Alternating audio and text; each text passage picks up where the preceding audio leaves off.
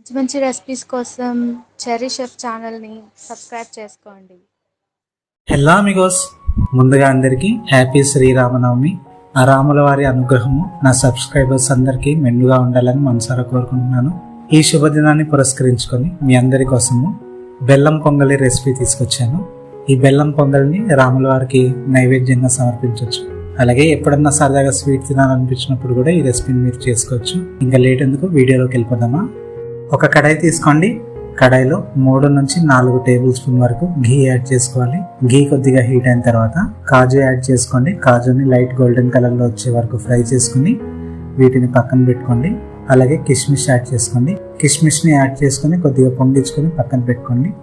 ఇప్పుడు 100 గ్రాముల పెసరపప్పుని నానబెట్టుకుని శుభ్రంగా కడుక్కొని యాడ్ చేసుకుంటున్నాను.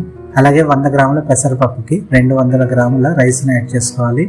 యాడ్ చేసుకున్న తర్వాత మంచి సువాసన వచ్చే వరకు కలుపుతూ ఫ్రై చేయాలి. మంచి సువాసన వచ్చిన తర్వాత ఇప్పుడు వాటర్ యాడ్ చేసుకోవాలి. నేను 1 గ్లాసు బియ్యం తీసుకున్నాను, దానికి 4 గ్లాసులు వాటర్ యాడ్ చేసుకుంటున్నాను. మీరు ఏ గ్లాస్ అయితే కొలతలు తీసుకున్నారో ఆ గ్లాస్తోనే ఫాలో అవ్వండి, పర్ఫెక్ట్ గా వస్తుంది. అలాగే 1/2 గ్లాసు పాలను యాడ్ చేసుకుంటున్నాను. పాలు అనేది కంప్లీట్లీ ఆప్షనల్. మంచి ఫ్లేవర్ కావాలంటే మీరు యాడ్ చేసుకోండి. అయితే పాలు యాడ్ చేసుకుంటే మాత్రం ఇక్కడ నుంచి నేను చెప్పినట్టుగా ఫాలో అవ్వండి. పాలు యాడ్ చేసుకుంటే మాత్రం దీన్ని లో ఫ్లేమ్ లోనే మొత్తం ఉడికించాలి. హై ఫ్లేమ్ లో పెడితే పాలు ఇరిగిపోతాయి, గమనించుకోవాలి.